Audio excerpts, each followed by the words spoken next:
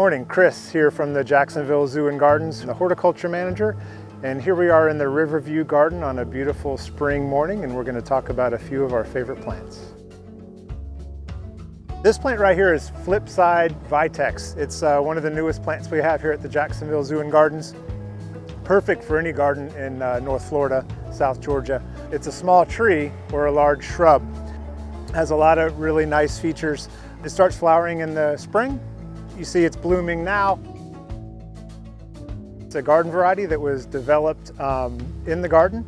It's what they call a cultivar, so it's a cultivar variety of a natural form of a plant. The natural form of Vitex occurs in the Mediterranean region and on into the Asian countries nearby. This one is a variety that was bred by gardeners in the horticulture industry for its features, specifically the underside of the leaves, the flip side of the leaves.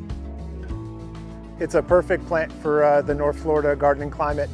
It'll do well in Central Florida, North Florida, all the way up into Georgia and all around the Southeast. It's a really good plant with almost no pests, very low maintenance if planted in the right spot in the garden.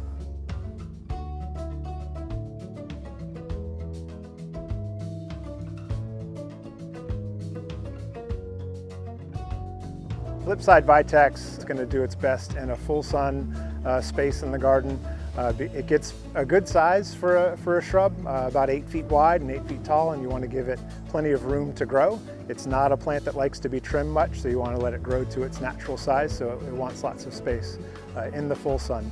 It prefers, like most plants, well-drained but irrigated garden soil, so a sandy-based soil with some organic matter, which is what we have mostly here. Still in the Riverview Garden, another one of my favorite plants is the Beech Sunflower, also called dune sunflower. This is a great native plant for dry Florida gardens. I've got a flower right here. It's in the sunflower family. It's actually a sunflower. Again, native to all over Florida, but predominantly grows along the beach in the dunes. Likes very dry soil, very dry sandy soil.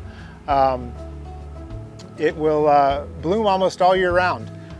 Except in North Florida, when we have freezes, it'll die back, but it always comes back in the spring, either from the roots or it will self-seed as well. So it's a really good low maintenance ground cover for a dry garden in full sun. They actually prefer to have very little irrigation. If you water them too much, they don't do well. Flowers for a very long time. The bees and the butterflies love it. Really good for them. Cool fact about this sunflower and other sunflowers is they say, I've never watched this, but they say that the flower will follow the sun as it moves across the horizon. Beech sunflower is a really good low maintenance flowering plant where you need something fairly close to the ground and you don't want to do a lot of work to keep it looking good. It'll do well on its own as long as it has full sun, good sandy soil, and kept relatively dry. The butterflies and the bees love it. Also, after it flowers, it sets little seeds that the native birds like as well to help spread it around the garden. Again, it's a low ground cover. It doesn't get more than 1.5 feet, sometimes 2 feet high, but in full sun, it should stay nice and close to the ground. If you have it in a shady situation, it's going to stretch and want to be a little bit taller, but it wants to be in full sun, so it's tight to the ground and full with lots of these little sunflowers on it.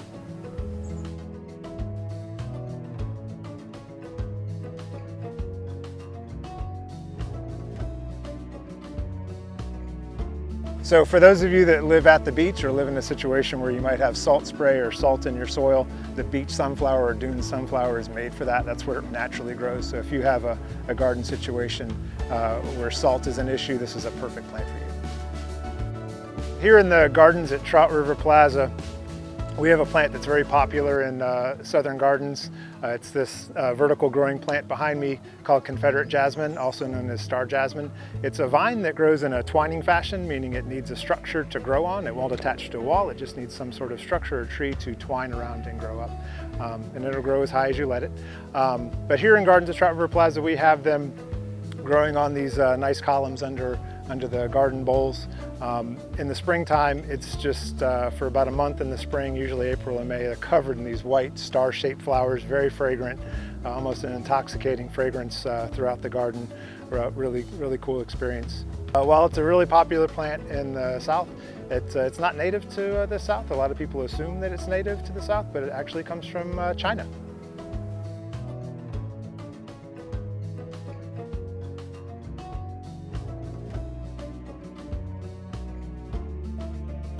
It's a great plant to add to your Florida garden.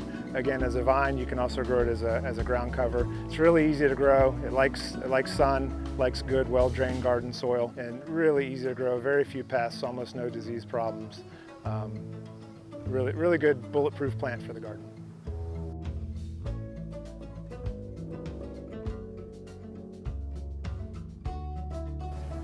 So for maintenance on these, in this situation where we're growing them here in the gardens at Trout River Plaza, we do trim them regularly to keep them in that column form. But if you were to grow these on a fence or up some other structure, you just trim them as needed. Otherwise, they stay fairly close to the structure they're growing on.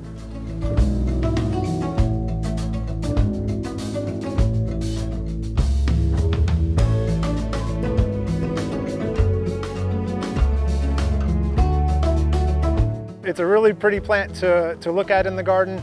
It doesn't have a whole lot of wildlife value. The bees do like it. We do see bees on the star-shaped flowers, but really it's one for the humans to enjoy.